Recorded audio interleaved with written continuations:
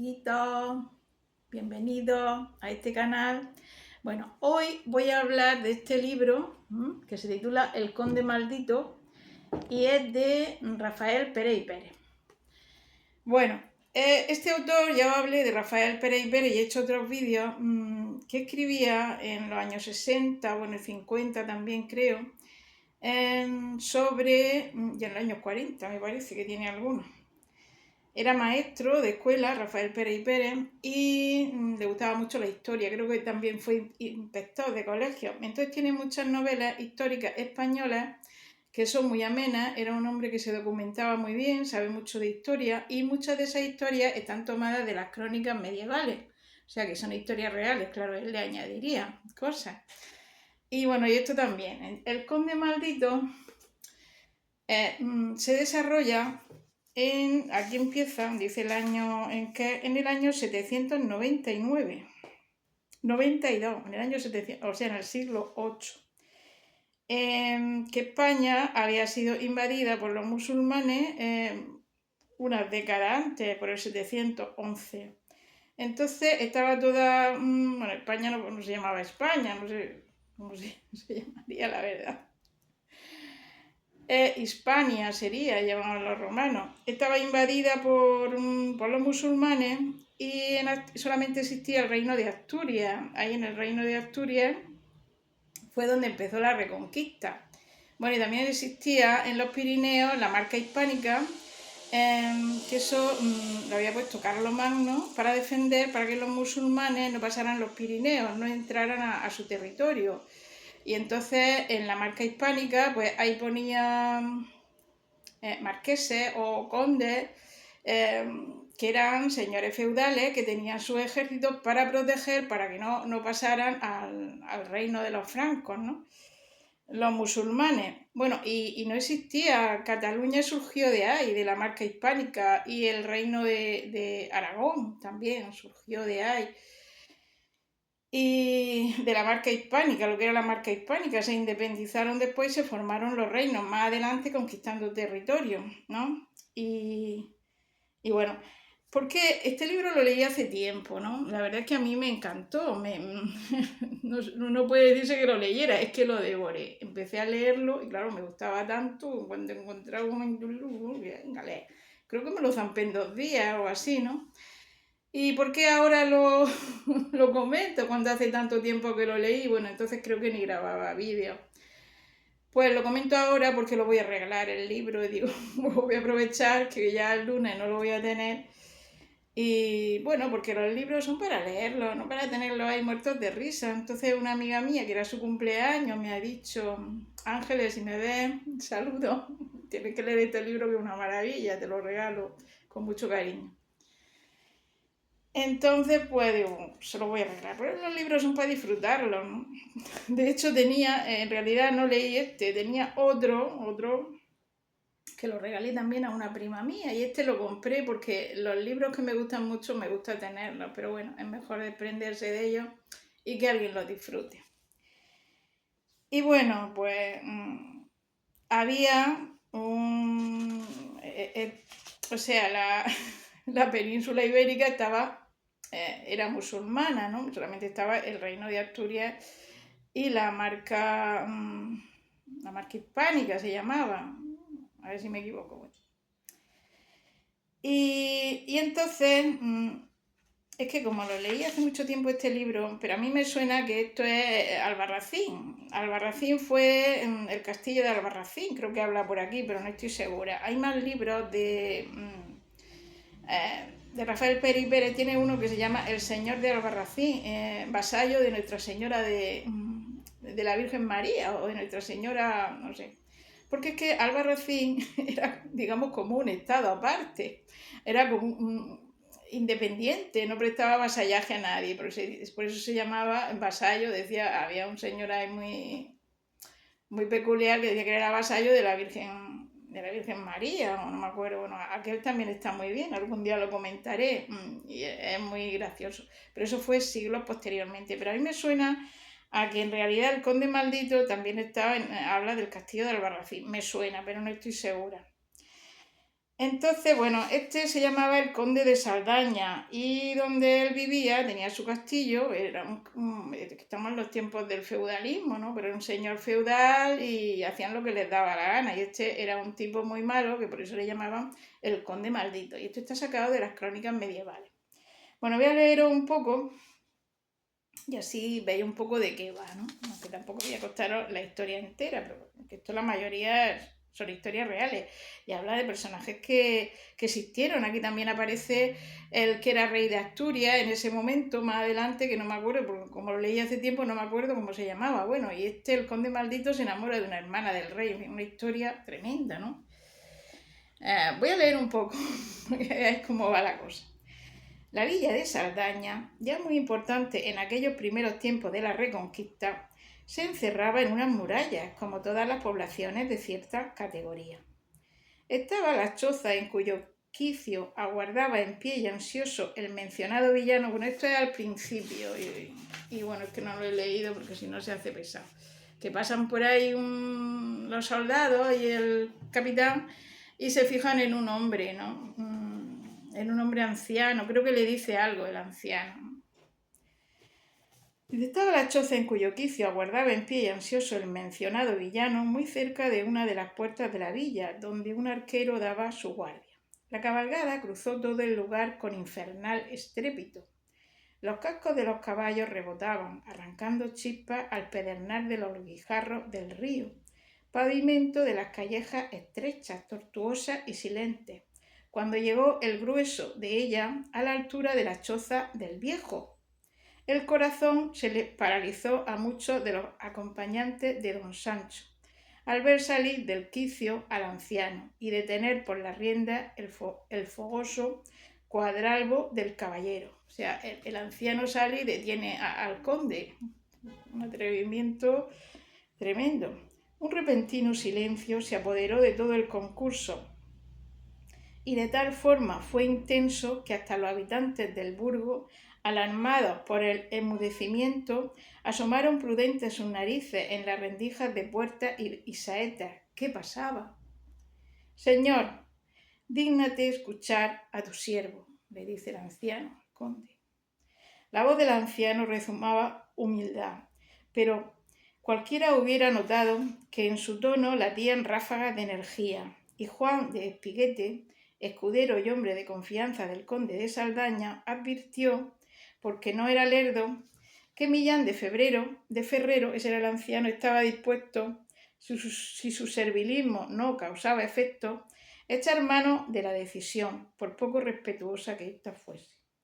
El hombre, que se mantenía erguido en la silla recamada de plata y adornada con paños de brocado bordado en oro, le miró un punto asombrado, no acabándose de convencer de que un miserable villano de su feudo fuera osado a dirigirle la palabra y a detener el trote de su cabalgadura. ¡Aparta, bergante! Fue la poco cortés respuesta al ruego del anciano herrero. No me apartaré de tu camino, mi señor, si antes no oyes mis palabras, insistió Millán. Vive Dios que te atreves a mucho. Deja paso, que la noche avanza y desde aquí el castillo aún queda trecho, respondióle el desabrido conde, aunque no amenazante todavía. Tras de lo cual intentó liberar la rienda de su trotón, que aún continuaban presa entre las manos flacas y sarmentosas del herrero. Pero éste se aferraba a ella de tal guisa y con tal ahínco que fueron inútiles todos los esfuerzos. Lléveme el diablo, maese Millán, si no te arrastro hasta orillas del carrión o veas de soltar las riendas de Guindila. Comenzó a enfurecerse el conde, de quien decía la fama que no era hombre sufrido. Haz lo que quieras de mí, señor, pero óyeme, que lo que he de decirte acaso te interese y harás mal en no querer escuchar.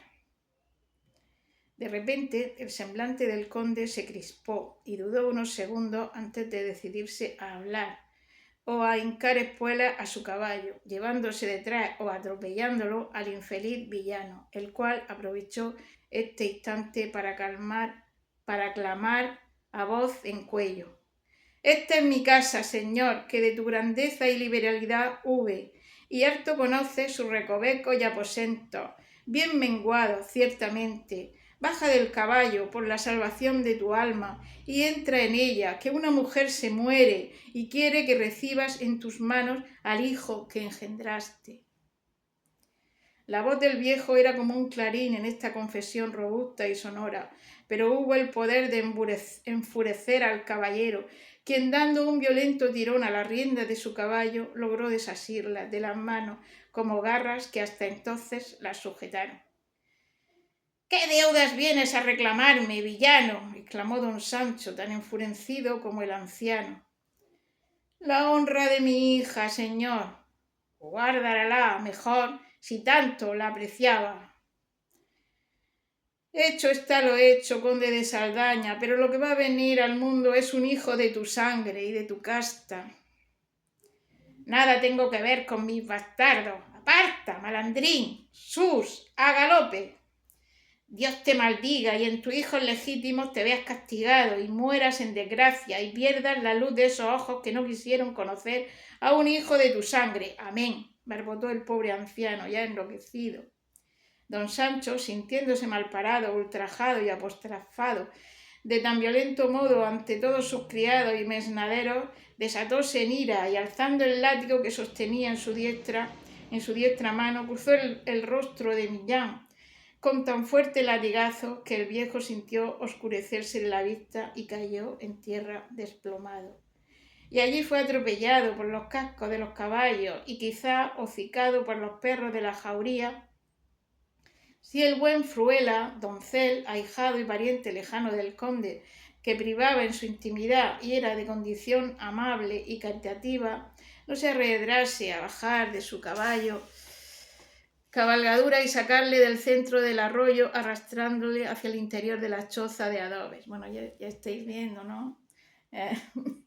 A la mujer pues la habría violado el conde y ahora el padre de que conozca a tu hijo, que mi hija se está muriendo y cómo lo trata, ¿no? Cosas salvajes, ¿no? Y bueno, pues es muy emocionante, hay muchas historias de este tipo que ya digo que están sacadas de las crónicas medievales y es muy interesante, ¿no? Muy duro y muy crudo. Todo esto, bueno, voy a leer ahora de lo que pasa cuando va a tener un hijo, su mujer, va a parir, ya veréis cómo se comporta. Vamos a ver. «Avisad al conde, presto». Fruela descorrió cerrojo y apartó baldas. En el aposento, semialumbrado por cirio, estaban apelotonadas las damas de Adosinda. Adosinda era la mujer del conde. Voces breves de Fruela mandando, exclamaciones de júbilo, lloros de emoción, acciones de gracia al cielo, carreras en todas direcciones, pasos precipitados, y antes de que el paje hubiera vuelto a la antecámara, el volteo jubiloso de todas las campanas de Saldaña, avisados los buenos vasallos de don Sancho del feliz alumbramiento de su condesa por una inmensa hoguera encendida sobre la plataforma de la altísima torre del vigía.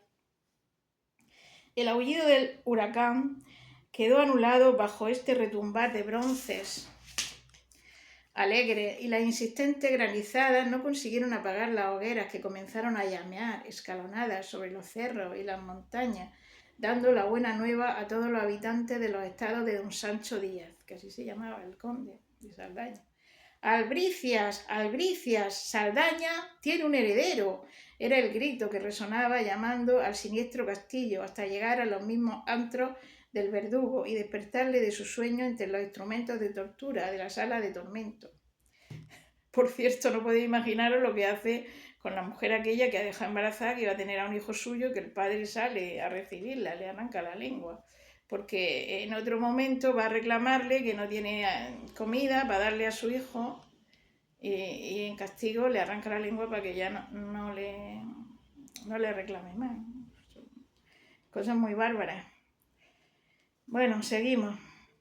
Los infelices prisioneros que se pudrían en la humedad de los calabozos malolientes escucharon también esta alegre zarabanda y desde el fondo de su alma agradecida elevaron una plegaria al cielo por la mujer que había suavizado su prisión y aliviado su cautiverio y por el hijo que acababa de nacer. Bueno, es que la mujer de él, aquí dice el nombre, Adosinda, era una buena mujer, era una mujer piadosa y no le gustaba toda esa crueldad que él hacía con los súbditos y entonces intentaba ayudarlos, por eso la querían mucho a la condesa y al conde lo odiaban, que era muy malo.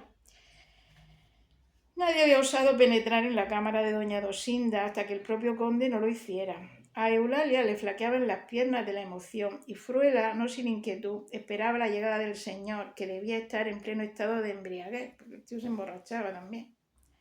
Llegó con pasos inciertos, serpenteando por los corredores, brillantes los ojos y el talante lleno de contento, porque iba a tener un hijo legítimo, su heredero. Entre dos filas de recelosos servidores, se entró por la antecámara, y cuando se agolparon todos a los umbrales de la estancia de doña Dosinda, ansiosos de presenciar el momento solemne en que le fuera presentado el heredero, no sospechaban que iban a ser testigos de una de las escenas más brutales que recuerda la historia del medievo. ¿Dónde está? ¡Dámelo, bellaco! ¡Dámelo presto! Fue el grito ronco con que el conde demandó a su hijo. El viejo físico recogió al recién nacido envuelto en larga hopalanda de los brazos de la matrona. Apenas habían tenido tiempo de lavarle, todavía estaba envuelto en unos paños, sin vestir los lujosos pañales que la solicitud de Adosinda y el orgullo de don Sancho habían hecho preparar. Abalá hincó en el suelo una rodilla y presentó la criatura al conde diciendo alborozado: «Señor, eres padre de la más hermosa niña que jamás haya nacido de madre». Los brazos del conde, que ya se tendían hacia el heredero con ansia, cayeron a lo largo de su cuerpo, desmadejados y lacios, pero el semblante se le encendió en ira. Llenáronse de luces del infierno los ojos y sus labios trémulos de beodo dejaron escapar con roncos acentos palabras horrendas contra el cielo, que en lugar del valor tan deseado y esperado le enviaba aquella niña, una hembra. ¿Para qué quería Saldaña una hembra? Atroces maldiciones se atropellaron en su boca contra la infeliz esposa y contra la recién nacida, tan linda como un botón de rosa entre la blancura inmaculada de los cendales en que la envolvió la partera. Y después de haber rechazado a su hija con violento ademán, el conde la cogió de cualquier manera, con evidente peligro de estropear el tierno cuerpecito, la alzó en alto y se dirigió con ella a la ventana. «Ahora veréis lo que voy a hacer con esta limaña. ¡Una hembra en Saldaña! ¡Afuera!». «La maldición de Millán y de Guilvira», murmuró alguien. Bueno, Millán era el hombre este que le había hecho una maldición porque a su hija no le había querido hacer nada por su hija, que la había dejado preñada y después la había dejado ahí abandonada.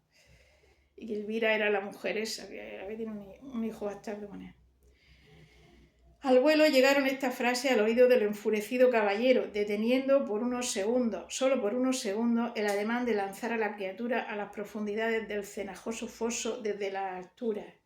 Pero por rápido que fuera este momento, dio a Fruela el tiempo necesario para arrebatarle de entre las manos a la pequeñuela, apretarla contra su corazón y aprestarse a la defensa desenvainando su cuchillo. «¡Bribón, malnacido de Satanás!», rugió don Sancho. «Suelta ese engendro del diablo si no quieres trabar conocimiento con maese Amaro». Maese Amaro sería el torturador del verdugo que tenía en los castillos. «No te consentiré que cometa un parricidio, borracho como estás, señor», objetó el paje. «Sus, a él, cogedlo, que por los cuernos de Satanás voy a mandar al sayón que le desuelle en vida». El instante de vacilación con que los servidores del conde acogieron esta orden brutal dio suficiente tiempo a Fruela para ocultarse por de pronto entre las largas cortinas que cerraban el lecho de Adosinda como un camarín. No respetó el asilo sagrado de la madre, el feroz caballero, sino que descorriendo de un tirón las cortinas de sirgo, buscó ávidamente, puñal en mano, al atrevido doncel, mas en vano miró y remiró por todas partes. Fruela había desaparecido por arte de encantamiento y de su presencia no quedaban rastros. «Maldito sea el traidor, que no es sino que debe haber parte con el diablo». «Señor debe salir de esta cámara y haber cuenta que Nostrama puede sufrir alguna complicación con todas estas escenas violentas, advirtió humildemente el hebreo. Bueno, es que aquí parece ser que antes los hebreos hacían de médicos, porque en todas las novelas siempre sale, no me acuerdo cómo lo llamaban, pero que hacían de médicos. ¿Qué vas a hacer, señor?, insistió el médico sin pensar en su azote, sino en el riesgo que corría Dosinda. ¡Quita, Bergante! Había llegado el fin. El anciano y bondadoso hebreo recibió en pleno pecho la puñalada del conde. Pagó a su fidelidad y a su abnegación de muchos años. A su fidelidad y a su abnegación de muchos años. Y aquella fiera con aspecto humano se llegó hasta el lecho, destapó de un tirón los cobertores de Damasco y trató de sacar de sobre los colchones a su esposa. Aprenderá a cumplir con tus deberes, dando a la casta el heredero varón que necesita, y no esa hembra que nadie te ha pedido. Alza, alza, a ver lo que hay debajo de esa ropa. Debajo de la ropa solo encontró don Sancho un cadáver todavía caliente. A Dosinda no había resistido el duro choque. Ya veis, qué disparate, ¿no? Era un hombre muy malo, ¿no? Pero recibe su castigo también. En esta vida los malos reciben sus castigos, ¿no? Parece que la providencia premio castiga también, ¿no? Y bueno, yo recomiendo que leáis este libro, El Conde Maldito, ya veis que es muy interesante. No habla mucho, este libro habla poco de historia, más bien es la historia del conde, de la hija, también aparece más adelante, que la salva, el hijo bastardo, en fin, y aparece el rey de allí. Es más bien la historia del conde, no habla mucho de la historia de España este libro, pero es interesantísimo. Pero hay otros libros, por ejemplo, que tengo que comentar algún día. Hay uno que se llama Yolanda y trata de... ese sí que es muy interesante, lo recomiendo, que ya luego comentaré un día. Trata de este, ¿cómo se llama? Sancho III el Grande, Sancho III de Navarra. Porque ese rey llegó a reunir, creo que vivió en el siglo X, me parece. Todavía no existía Castilla ni Aragón, eran condados. Castilla era un condado. Tengo por ahí también un libro que habla de la historia de Castilla, de Fernán Caballero, fue el conde excelente, se llama, el que reunió Castilla. Bueno, pues este hombre, Sancho III, el mayor, fue muy importante. Y en los libros de historia que le enseñan a los niños, pues, es un aburrimiento. Yo a veces intento explicar y digo, ay, esto no te entera de nada. Sin embargo, leyendo la novela, pues ya no se olvida. Una historia muy bonita. Porque este se había casado con una hija o una nieta de Fernán González, bueno, del conde de Castilla, ¿no? Y luego también su hermana, existía el reino de León, tenía una hermana que se había casado con el rey de León. El caso es que por unas razones u otras había heredado muchos territorios, Sancho III el Mayor, ¿no? Había heredado, Castilla era un condado, el León era un reino, el reino de Asturias y León. Asturias se convirtió en reino de Asturias y León por entonces. Y entonces este rey dejó a su hijo, el primer rey de Castilla fue un hijo de este rey, y el primer rey de Aragón, Ramiro I, fue hijo de este rey también. En fin, es una historia muy interesante y muy apasionante, cuenta la historia esa, ¿no? Y bueno, en los libros de texto de los colegios un aburrimiento, pero aquí es que lloré leyendo la historia, pues una historia tremenda. No se sabe si hay un poco de leyenda, porque resulta que este hombre, los hijos que tenía, bueno, que le dejó la herencia, repartió y luego se pusieron en guerra, se enfrentaron a su madre. O sea, le pusieron una trampa, un hijo de ellos, como que su madre le había puesto los cuernos al marido. O sea, es un hijo, es una trampa para su madre perderla, tremendo. Y luego iba a condenar a su mujer, que la quería mucho, este hombre, Sancho III, y una historia apasionantísima. Y entonces el hijastro es el que defiende a la madrastra, porque es que te emocionas tanto, le iban a condenar a muerte y se ofrece como caballero y salva a la madrastra y los hijos no, entonces tú se te mete, que lloras, te emocionas. Son cosas muy emocionantes, como ya veis, que tocan los sentimientos, las emociones. Bueno, y tenemos una memoria emocional y lo que nos entra, y el cuerpo tiene memoria, en el estómago hay neuronas también. Entonces, lo que aprendemos por la memoria emocional, ¿no? Eso se recuerda. Entonces, yo creo que sería muy bueno para los niños leer estos libros sobre la historia de España, que están muy bien documentados y aprenderían historia y disfrutarían, porque es bueno conocer la historia de España. Bueno, ya algún día os leeré el libro ese sobre Sancho III el Mayor, que se llama Yolanda, porque ese rey, es que empieza la historia de ese rey, porque está conquistando, es que conquistó territorios de fuera de España. Y entonces no me acuerdo cómo se llamaba ese reino. Empieza conquistando un reino por ahí fuera de España, ¿no? Que Yolanda es una descendiente de ese reino que conquistó Sancho III el Mayor, ¿no? Es una historia interesantísima. Y bueno, amigos, espero que os haya gustado el libro. El vídeo, os recomiendo que leáis este libro porque pasaréis un momento de entretenimiento y se aprende también de historia. Quizás no se aprenda mucho de historia, algo, pero poco, pero hay otros que más, ¿no?